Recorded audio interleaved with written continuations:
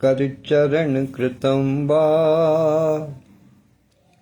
कायजं कर्मजं वा श्रवणनयनजं वा मानसं वा पराधम् विहितमविहितं वा सर्वमेतत्क्षमस्व। जय जय करुणाब्धे श्री महादेव शंभो। जय जय करुणाब्धे श्री महादेव शंभो।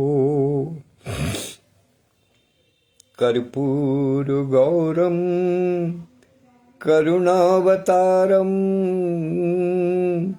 संसारसारं भुजगेन्द्रहारं सदा वसन्तं हृदयारविन्दे भवं भवानी सहितं नमामि। भवं भवानी सहितं नमामि।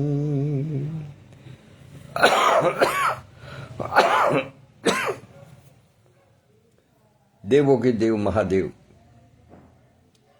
भगवान भोलेनाथ को स्मरण करते हुए, नमन वंदन अभिनंदन करते हुए, मां शारदे से प्रार्थना करता हूं कि मुझे बुद्धि प्रदान करें, मुझे कुछ ज्ञान दें, मेरे मन, बुद्धि, वाणी, कंठ और लेखन में विराजमान होकर के इस लौकिक देह के माध्यम से कुछ ऐसा कराएं जो समाज के लिए हितकर हो। तो इन सब प्रार्थनाओं के बाद में हृदयांगन समूह के प्रमुख संरक्षक परमादरणीय आचार्य श्री कृष्ण द्विवेदी जी को चरण स्पर्श करते हुए उनसे आशीर्वाद और अनुमति प्राप्त करने के पश्चात अभिवादन की श्रृंखला में स्मरण करता हूं हृदयांगन समूह के संस्थापक और राष्ट्रीय महासचिव आदरणीय श्री विधुभूषण त्रिवेदी जी को,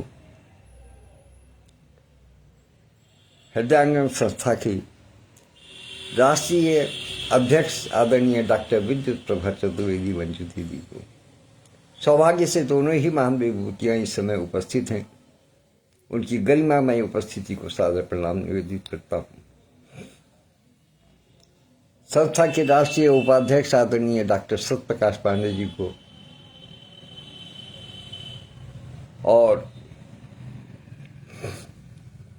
हृदयांगन बीचिका नामक पटल को मूर्त रूप प्रदान करने में अपनी महती भूमिका निभाने वाले आदरणीय श्री हरिवाणी जी को बारंबार प्रणाम निवेदित करता हूँ, अभिवादन प्रस्तुत करता हूँ।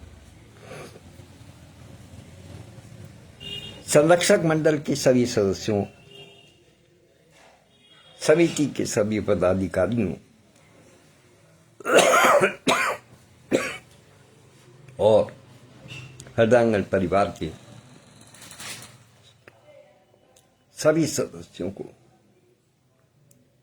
सादर प्रणाम निवेदित करता हूं, यथायोग्य अभिवादन प्रस्तुत करता हूं। आज कुछ थोड़ी से गले में तकलीफ महसूस हो रही है, इसलिए क्षमा कीजिएगा, कुछ धसका अधिक लग रहा है।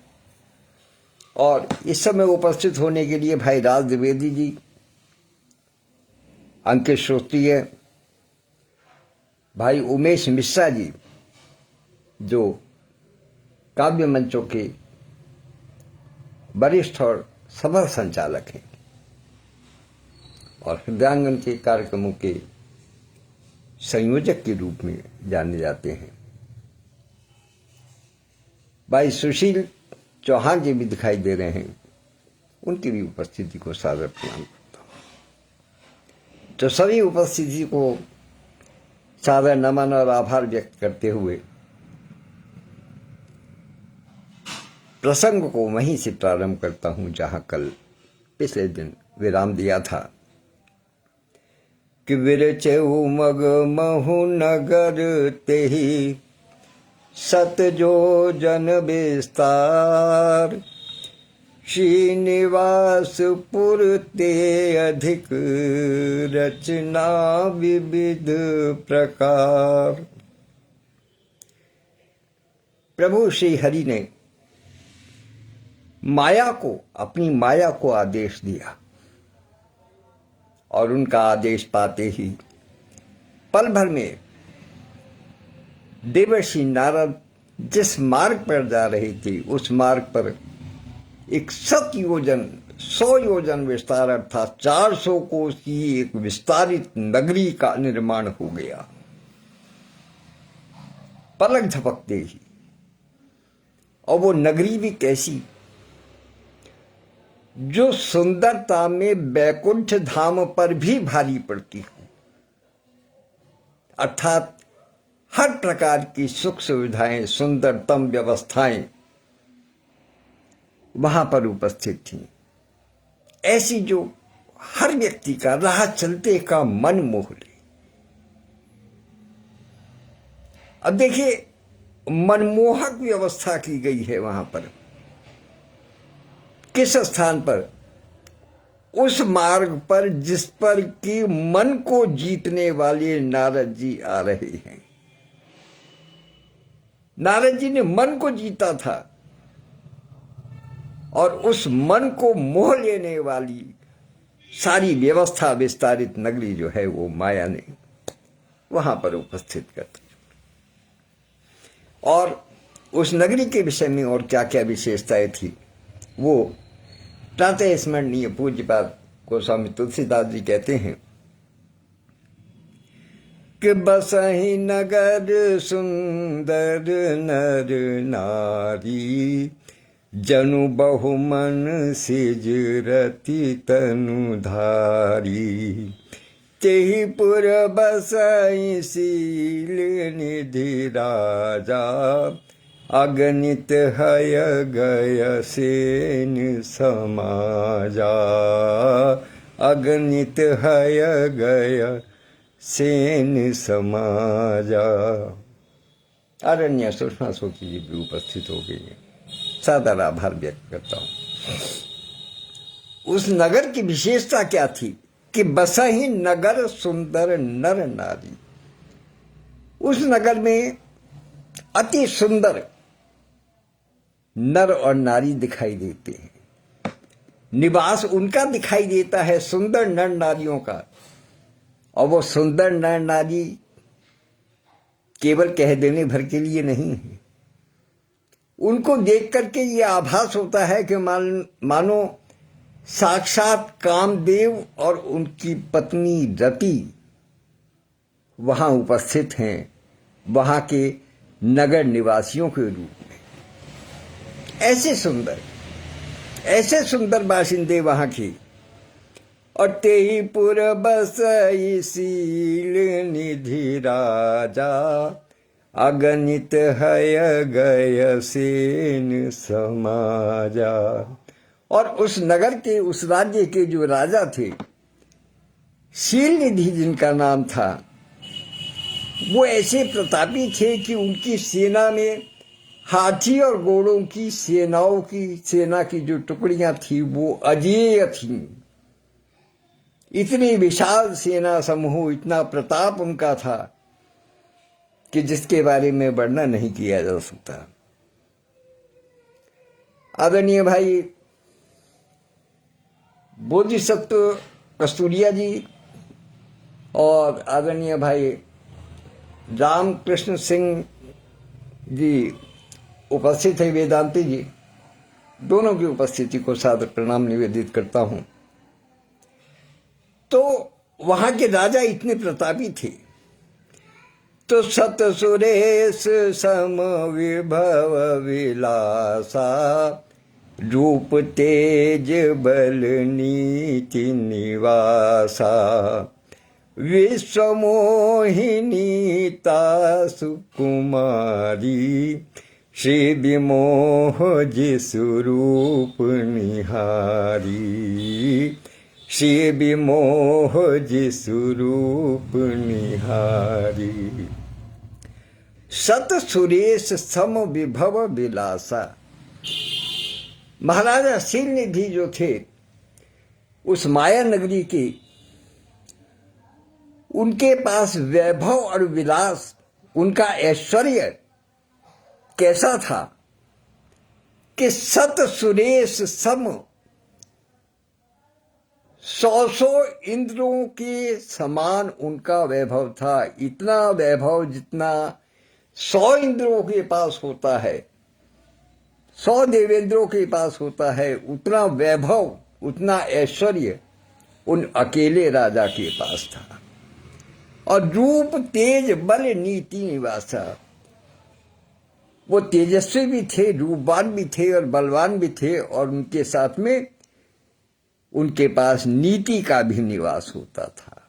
नीति युक्त शासन करने वाले राजा शीलनिधि। भाई अल्हड़ा सरदार जी उपस्थित हैं, सादर प्रणाम निवेदित करता हूं। तो विश्वमोहिनी तासु कुमारी, श्री विमोह जिसु रूप निहारी, श्री विमोह जिसु रूप निहारी। कहते हैं कि उन राजा शीलनिधि की एक पुत्री थी जिसका नाम विश्वमोहिनी था। और वो विश्वमोहिनी केवल नाम की नहीं थी, वो वास्तव में विश्वमोहिनी थी। क्यों? उस शंका का समाधान प्रातः स्मरणीय गोस्वामी तुलसीदास जी ने अगले चरण में किया है कि श्री विमोह जिस रूप निहारी। श्री मने माता श्री लक्ष्मी जी, भगवान श्री विष्णु हरि की धर्मपरायणा पत्नी लक्ष्मी जी। श्री, श्री एक कहते हैं शोभा को भी। श्री का अर्थ शोभा भी है, श्री का अर्थ सुंदरता भी है, श्री का अर्थ लक्ष्मी जी भी है, श्री का अर्थ किशोरी जी भी है। राधे सरकार को भी श्री जी कहा जाता है, श्री सरकार कहा जाता है। तो श्री अर्थात हर प्रकार की शोभा से युक्त जो लक्ष्मी जी हैं, विमोह जिस रूप निहारी, जिसके रूप को देख करके माता लक्ष्मी स्वयं मोहित हो जाएं, या जिनको स्वयं को उसे देख करके अपनी सुंदरता पर हीन भावना उत्पन्न हो जाए, ऐसी विश्व सुंदरी विश्व मोहिनी जो है वो उनकी संतान थी राजा शीलनिधि की। अब समझिए कि वो कितने सुंदर रहे होंगे। तो सोई हरि माया सब गुण खानी, शोभाता सुखी जाई बखानी, कराई स्वयंवर सो नृप बाला, आए तह अगणित महिपाला। वो जो हरि माया थी वो सब गुणों का भंडार थी। अच्छा भाई, होती भी क्यों ना, क्योंकि प्रभु की माया से निर्मित वहां के सारे नगरवासी थे, वहां की पूरी व्यवस्था माया से निर्मित थी। तो माया तो जब अपना चक्र चलाती है तो सबसे अधिक सुंदर होती है। उसमें तो किसी के भटकने की गुंजाइश नहीं है, वहां से आंख हटती नहीं, नेत्र नहीं हटते। माया का पर्दा जब पड़ता है तो बस केवल वही दिखाई देता है जो माया दिखाना चाहती है। तो इसलिए हरि माया से जो है वो सब प्रकार के गुणों की खान थी। और शोभा तासुक जाई बखानी, उसकी शोभा का क्या वर्णन किया जा सकता, उसकी शोभा का वर्णन नहीं किया जा सकता। और करई स्वयंवर सो नृप बाला, उस विश्व मोहिनी नामक राजकुमारी का स्वयंवर हो रहा था और आए तह अगणित महिपाला, और वहां देश विदेश से, दूर दूर देश से जो है वो राजा लोग पधारे थे उसके स्वयंवर के लिए। तो मुनि कौतुकी नगर ते गयहु, पूरब सिन सब पूछत भयहु, पूरब सिन सब पूछत भयहु। सुनि सब चरित भूप ग्रह आए, करि पूजा नृप मुनि बैठाए, करि पूजा नृप मुनि बैठाए। मुनि कौतुकी नगर ते ही गए हो, क्योंकि नारद जी का स्वभाव था कि वो तो ब्रह्मांड में इधर उधर घूमते ही रहते थे। कभी मृत्युलोक हैं, कभी बैकुंठ धाम है, कभी कैलाशपुरी हैं, कभी ब्रह्मलोक हैं, वो तो हमेशा घूमते रहते थे।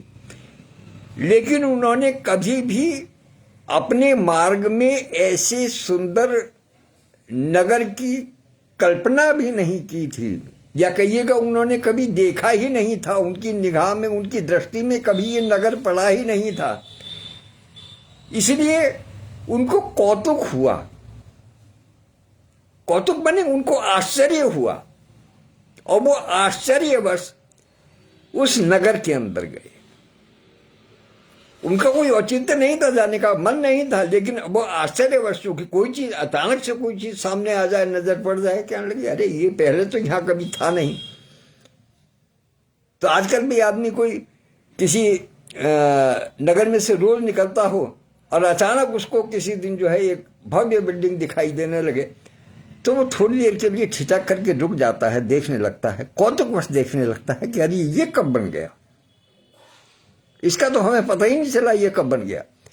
तो वही कौतुक, वही आश्चर्य देवर्षि नारद जी को हुआ, और वो उस नगर में पहुंचे। और पूरब सिन सब पूछत भयहु, और उन्होंने नगरवासियों से सारा समाचार मालूम किया कि भाई ये कब बना, क्या है, लेकिन कोई उनको उत्तर जो है कोई उनको नहीं मिल पाया कि आखिर इसकी स्थापना कब हुई। लेकिन अब जब वो कौतुकवश वहां रुक गए, देखने लगे, तो लोगों ने कहा कि भाई देखो, अब इस बारे में हम तो कुछ बता नहीं सकते, हमारे राजा ही आपको इस विषय में कुछ बता सकते हैं कि इसकी स्थापना कब हुई, ये क्या हुआ, कैसे हुआ। तो वो सुनी सब चरित भूप ग्रह आए, तो महाराजा के राजमहल में पहुंच गए देवर्षि नारद। इन सब बातों को लेकर के, इस कौतुक को लेकर के नारद जी राजा के महल में पहुंचे, और करी पूजा नृप मुनि बैठाए।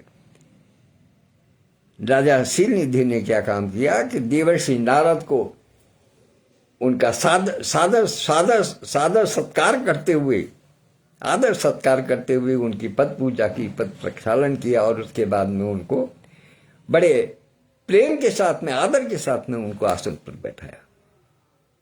क्योंकि देवर्षि नारद को वैसे भी कौन ऐसा है जो नहीं जानता था,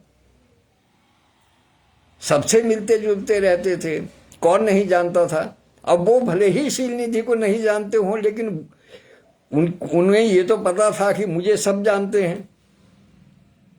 हो सकता है मैं किसी को ना जानता हूं, लेकिन मुझे तो सब जानते हैं। तो इस तरीके से नारद जी को सब जानते थे। तो नारद जी का बड़ा आदर सत्कार किया गया, उनको अंदर बैठाया गया। हालांकि ये सब लीला जो हो रही है वो भगवान श्री हरि करा रहे हैं, लेकिन नारद जी को ये लग रहा है कि अनायास हो रहा है। भाई ऐसे ही शर्मा मुस्ताक जी भी उपस्थित हो गए, देहरादून की धरती से सादर प्रणाम निवेदित करता हूं। तो आन दिखाई नारदही भूपति राजकुमार, कहूँ नाथ गुण दोष सब, यही के हृदय विचार। अब देखिए, मंतव्य स्वयं स्पष्ट हो जाता है जब कोई व्यक्ति किसी से बात करता है, और कहाँ क्या उचित है क्या अनुचित है वो भी सब पता चल जाता है। अगर विश्लेषक बुद्धि से देखा जाए तो गोस्वामी तुलसीदास जी अपने शब्दों में ही ये स्वीकार कर लेते हैं कि ये सब कुछ माया जनित है। यदि नारद जी ने थोड़ा सा अपना विचार किया होता तो वो जान गए होते कि ये क्या है। कि आन दिखाई नारदही भूपही राजकुमारी, आते के साथ ही उनके सत्कार करने के तुरंत बाद जो है वो राजा ने नारद जी को अपनी राजकुमारी दिखाई, जिसका स्वयंवर होना है, उसको उनके सामने ले जाकर के बैठा दिया। पहला विचार कि भाई इस बात से क्या मतलब था कि वो राजकुमारी को ले जाकर के बैठाते, लेकिन ये तो प्रभु की माया थी। और दूसरी चीज, फिर निवेदन क्या किया कि कहूं नाथ गुण दोष सब, यही की हृदय विचार। आपको स्मरण होगा कि जिस समय हिमाचल राज ने नारद जी से बात की थी, जब उनके यहाँ भवानी अंबिका का जन्म हुआ था, तो उसके हाथ देखने के लिए, उसकी जन्म लग्न देखने के लिए नारद जी को क्या कहा था कि मुझे इसके दोष बताइएगा, पहले दोष बताइएगा फिर गुण बताइएगा। यहां कहते हैं कि पहले गुण बताइए, कहे नाथ गुण दोष सब, इसके गुण और दोष बताइएगा, यही के हृदय विचार।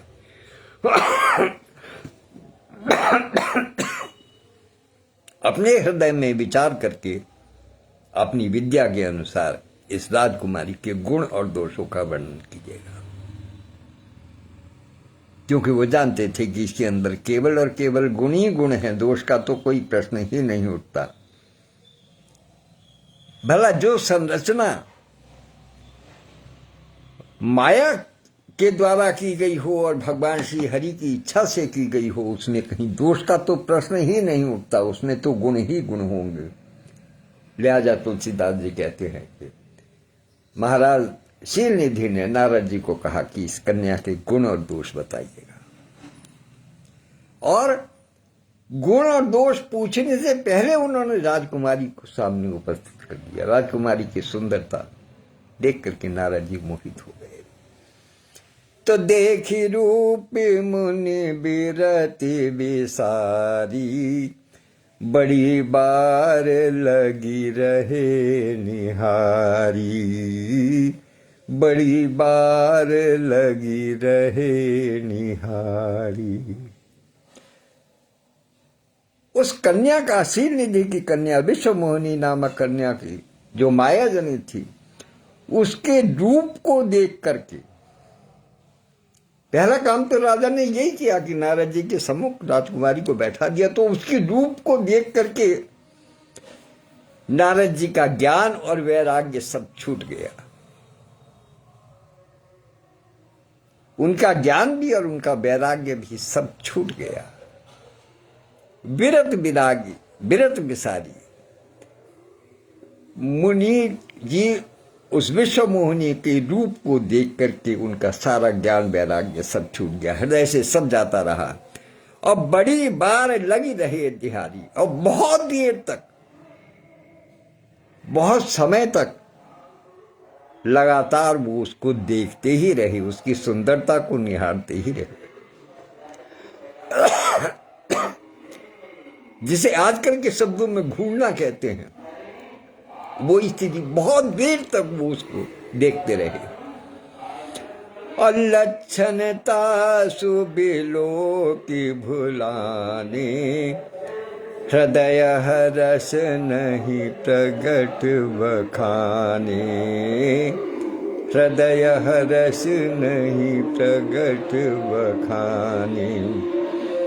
और उसकी जब हस्तरेखा देखी तो उसके लक्षणों को देख करके वो सारे लोग भूल गए, सब कुछ भूल गए, यहां तक कि अपने आप को भी भूल गए। कितने सुंदर लक्षण थे उसके। और हृदय हर्ष नहीं प्रगट बखाने, और उनके मन में बड़ा हर्ष हुआ। क्यों? क्योंकि उनको उसके जो लक्षण थे उस राजकुमारी के विशेष रूप से वो ये थे कि इसको जो वरेगा या जिसका वरण ये कन्या करेगी वो विश्व विजेता होगा, इसको प्यार करने वाला होगा और दुनिया में उसके समान कोई दूसरा नहीं होगा। उसके समान दूसरा कोई नहीं होगा। और जब ये विचार हुआ तो ज्ञान और वैराग्य तो उनका पहले ही चला गया था। तब उन्होंने अपने ऊपर अपने मन में दृष्टि डाली कि मैं भी विश्व विजेता हूं, मुझे भी कोई नहीं जीत सका। जब कामदेव ही मुझे नहीं जीत सके तो और कौन जीत सकता है। मैंने तो मन को ही जीत लिया जिसको कोई नहीं जीत पाया। तो इसलिए हर्ष जो है वो उनके हृदय में समा नहीं रहा था। लेकिन उन्होंने अपने उस हर्ष को प्रकट नहीं किया, क्योंकि उनके दिमाग में ही आया। नारद जी ने सोचा कि इसके जो लक्षण हैं वो बिल्कुल ऐसे हैं कि इसके योग्य मैं वर हो सकता हूं, मैं ही इस कन्या के योग्य वर हो सकता हूं, क्योंकि जो लक्षण इसके दिखाई दे रहे हैं वो पूरी तरीके से मैं उनके सांचों में जो है वो फिट बैठता हूं।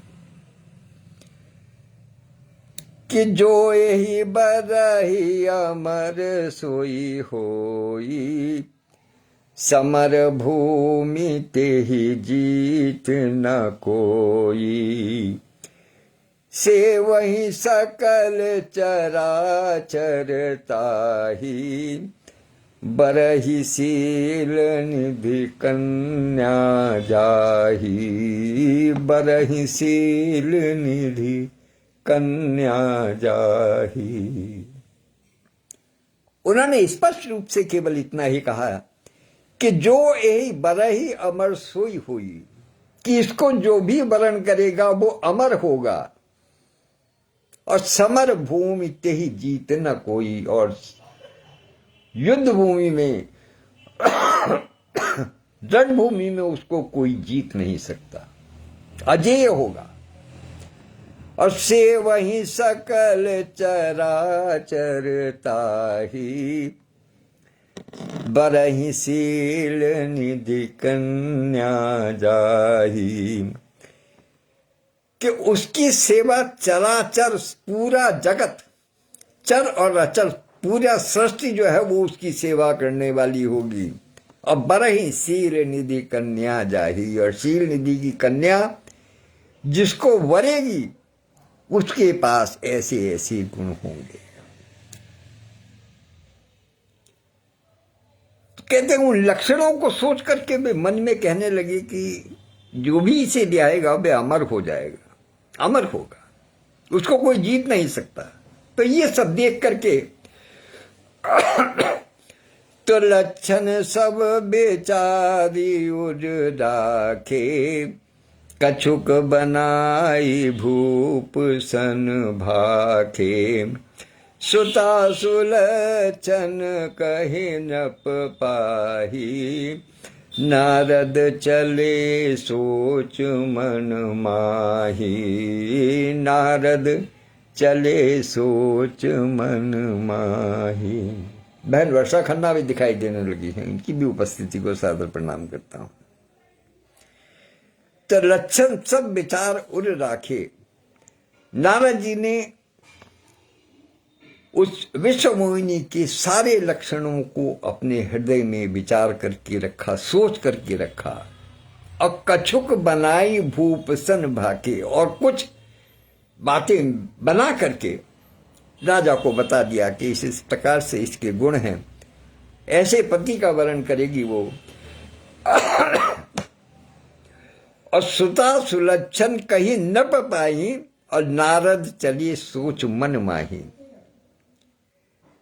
सारे अच्छे गुणों को नारद जी ने शीलनिधि राजा को बताया, और मन में कुछ सोच करके वहां से वो उठ करके चले, आज्ञा लेकर के वहां से चले। अब वो क्या सोच करके चले, ये विचारणीय विषय है कि नारद चले सोच मन माही। उसमें उस समय मन में उन्होंने क्या सोचा? उस समय उन्होंने मन में एक ही बात आई, केवल और केवल एक ही प्रसंग उनके मन में आया कि जब वो इस नगर में प्रवेश कर रहे थे तो इसके नगरवासियों को देखा तो वो सब अति सुंदर थे, नर कामदेव के समान सुंदर थे और नारियां रति के समान सुंदर थी। अर्थात सुंदरता इस नगर में जो है वो पूर्ण रूपेण व्याप्त थी। ऐसा लगता था कि जैसे यहाँ पर सारे ही सुंदर हैं, यहाँ कोई भी कुरूप नहीं है। तो नारद जी ने अपने मन में ये विचार किया कि संभवतः मैं रूप के मामले में इन सब से 19 पढ़ूंगा। बाकी तो सारे गुण मेरे अंदर हैं जो इस राजकुमारी को चाहिए, बस केवल मेरे पास रूप ही नहीं है जो कि इसके लायक हो। क्योंकि जिसके रूप को देख करके लक्ष्मी जी भी हीन भावना से ग्रस्त हो जाएं, ऐसी सुंदरी को देख करके नारद जी के मन में ये बात आना स्वाभाविक था। तो करो जाई सोई जतन बिचारी, जेहि प्रकार मोहि बरे कुमारी। तो इसे मैं कुछ ना कुछ ऐसा जतन करता हूं जिससे कि ये राजकुमारी मुझे ही वरण कर ले। बस केवल एक सुंदरता भर की ही तो बात है, तो उसमें कौन बड़ी बात है। जप तप कछु न होई तेहि काला, हे विधि मिलहि कवन विधि बाला, हे विधि मिलहि कवन विधि बाला। वहां से निकलते हुए नारद जी का जो एक प्रमुख कार्य था, जो हमेशा से करते चले आ रहे थे, वो वीणा पर नारायण नारायण स्वर का उच्चारण करते थे, हमेशा नारायण को स्मरण करते थे। लेकिन उस कन्या को देखने के बाद में और उसके लक्षणों को देखने के बाद में और अपने मन की गति को देख करके उस समय उनका जप तप सब छूट गया, उनको कुछ भी याद नहीं रहा। फिर नारायण का जाप करना भूल गए और मन में क्या बात थी कि हे विधि मिलहि कवन विधि व्याला, कि हे परमात्मा मुझे कौन विधि ऐसी है जिससे कि मुझे ये बाला प्राप्त हो जाए, ये सुंदरी मुझे पत्नी रूप में पति के रूप में वरण कर ले। केवल और केवल यही सोच उनके मन में, बाकी सब भूल गए, बाकी कुछ याद नहीं है। केवल और केवल एक ही विचार के किसी प्रकार से ये बाला जो है वो मुझे वरण कर ले। यही अवसर चाहिए परम शोभा रूप विशाल, जो बिलो की जीझे कुंवरी तब मेली जयमाल। अब यहां देखिए दोनों चीजें बड़ी विचित्र हैं। आज इसको अंतिम दोहे के रूप में मैं प्रस्तुत कर रहा हूं, ये अंतिम पंक्तियां हैं। इसी की बात करेंगे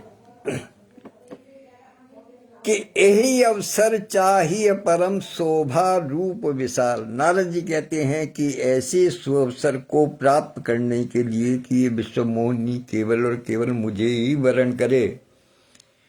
शोभा रूप विशाल, परम शोभा रूप विशाल, परम सौंदर्य रूप, ऐसा रूप जिसको कि जैसा न किसी ने देखा हो न देखे, जैसा सुंदर रूप, जैसा रूप जो है वो उस राजकुमारी का है, वैसा ही सुंदर रूप मुझे प्राप्त हो,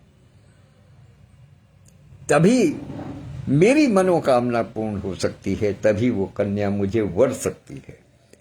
और जो विलोक दीझे कुंवरी तब मेले जयमाल।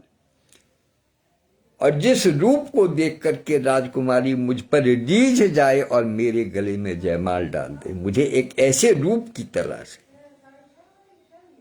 अच्छा, रूप की तलाश उनको क्यों रही?